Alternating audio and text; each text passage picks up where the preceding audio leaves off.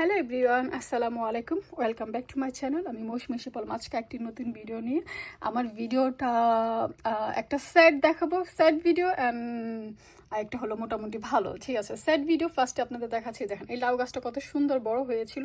এটা কিন্তু আমার হাতের না, এটা আমাকে একজন আমার ভাইয়ের বউ আমাকে দিয়েছিল। ওরও অল্প গাছ হয়েছিল, তো তার মধ্যেও আমাকে একটা গাছ দিয়েছিল। তো আমি ওটা ছোট টপে ছিল, ছোট টপে থেকে আমি বড় টপে লাগিয়েছি। এরপর দেখেন গাছটা মারা গেল।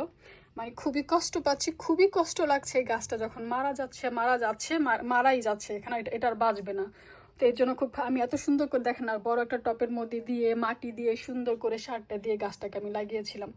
এত ভালো লেগেছিল, ভাবছিলাম এই গাছটা হয়তো বা হবে, বড় হবে, কিন্তু ফাইনালি শেষমেশ দেখেন গাছটা মারা গেল। কি যে বলি, ফাইনালি মানে গাছের দুঃখে মারা গেছে, উল্টাপাল্টা কথা বলছি। তার মধ্যে এখানে হলো লাউ গাছ, সবার গাছ দেখছি এখন, যার বাসায় যায় তার বাসায় সবার লাউ গাছ এত বড় বড়, দেখেন এত বড় বড়, সবার গাছ বড় বড়। আর আমার মাত্র চারা বের হচ্ছে, এই দেখেন মাত্র বের হচ্ছে। আর একটা ওই যে মাটির নিচে, এটা কবে বড় হবে, কবে খাবো? লাউ তো মনে হয় না খেতে পারবো। তারপর হলে দেখেন সিম গাছ সবার বড় বড় হয়ে গেছে। দেখেন আমার কি অবস্থা, মাত্র 3টা সিম গাছ উঠেছে। এই যে তাও আবার এই অবস্থা, মাটির নিচে কথা বলছে। এই একটা লাউ গাছ এখানে, এটাতে শুধু একটাই গাছ বের হয়েছে।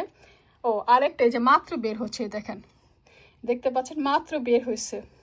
তারপরে হলো যে এগুলো আমার লেবু গাছ ছিল, লেবু গাছগুলো সব মারা গেছে, কারণ প্রথমে উপর থেকে মারা যায়, তো আমি কেটে মাটি দিয়ে পলিথিন দিয়ে বেঁধে রাখছিলাম যদি গাছগুলো বাঁচানো যায়। কিন্তু দুঃখের বিষয় আমি গাছগুলো বাঁচাতে পাইনি, মারা গেছে। এটার মধ্যে লেবু গাছ ছিল, মারা গেছে। আর এই যে একটা গাছ দেখতে পাচ্ছেন, এটা খুব ইন্টারেস্টিং। এখানে একটা লেবু গাছ ছিল, লেবু গাছটা দেখেন মারা গেছে, এখানে ওখানটাতে ছিল, মারা গেছে।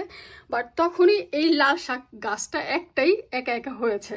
হওয়ার পর আমি না উঠাই ফেলে দিন, আমি রেখে দিয়েছি। তো পুরা শীতের মধ্যে গাছটাই ঘরের ভিতরে ছিল, এই ছোট টপটার ভিতরেই।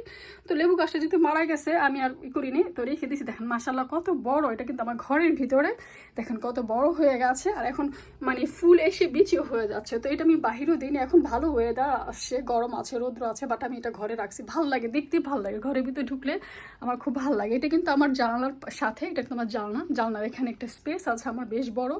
তো আমি সবসময় আমার প্রতি বছর আমার লাউয়ের চারা, যে কোনো গাছ টাছ আমি এটার মধ্যে রেখে উঠাই, কারণ এখানে আবার হিটিং আছে। তো হিটার ছাড়লে গরম থাকে, তারপর উইন্ডো এই জানলার সামনে রাখলে একটু রৌদ্র গরম। তো আমার এখানে গাছগুলো মাশাআল্লাহ ভালো হয়। এই যে আরেকটা লেবু গাছ সেম অবস্থা, দেখেন এইটা মারা গিয়েছিল। তো মারা যাওয়ার পর আমি এটাকে মাটি দিয়ে তা পলিথিন দিয়ে বেঁধে দিয়েছিলাম, কাজ হয় না। সো এটার ওই যে শাখা বের হচ্ছে, বাট আমি জানি না এটা বাঁচবে কি না, এটাকে বাঁচাতে পারবো কিনা আমি আসলে জানি না। তারপর আশা রাখি যদি আল্লাহ চায় হয়তো বা হতেও পারে। আর নিজের হাতের গাছ, আমি নিজে বিচি দিয়ে গাছ উঠিয়েছিলাম, দেখেন এই অবস্থা। তারপর এখানে হলো মিষ্টি কুমড়াই, দেখেন আমার মিষ্টি কুমড়া, মানুষের তো কত বড় বড়, আর আমার মাত্র ওই দেখেন ওই যে চারা, মাত্র গাছ মানে চারা বের হচ্ছে। আর এই যে কয়টা মিষ্টি কুমড়া গাছ, আর এখানে একটা মিষ্টি কুমড়া গাছ, আর এই যে এইখানে এই যে লাউ গাছ, আর এই একটা লাউ গাছ। এটা হলো হাইব্রিডের, আমাকে দেশ থেকে এক ভাবি এনে দিয়েছে, চম্পা ভাবি। এটা হলো হাইব্রিডের, আর এটা হলো নর্মাল লাউ গাছের বিচি। সো আমাকে এটাও কেউ একজন দিয়েছিল। তো মানে আজকে মানে এবছর আমার গাছের অবস্থা খুব খারাপ। এটা হলো সারা লাগিয়েছে স্কুলে, তো স্কুল থেকে এটা দিয়েছে। এটা মনে হয়, আমি জানি না, সারা তো বলছে এটা ওয়াটারমেলন, তরমুজের গাছ। এটা নাকি তরমুজের বিচি লাগিয়েছে সারা। তো এটা আবার বাসায় এনেছে, আমি আবার এখানে রেখেছি। সুন্দর দুটো গাছ বের হয়েছে, এটা হলো সারার হাতের লাগানো।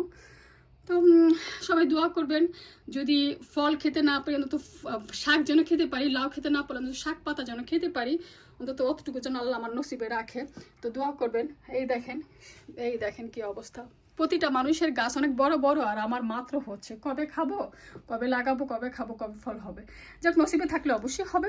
সবাই ভালো থাকেন, আমার পাশে থাকবেন। থ্যাংক ইউ ফর ওয়াচিং আমার ভিডিও। আল্লাহ হাফিজ, আসসালামু আলাইকুম, টেক কেয়ার।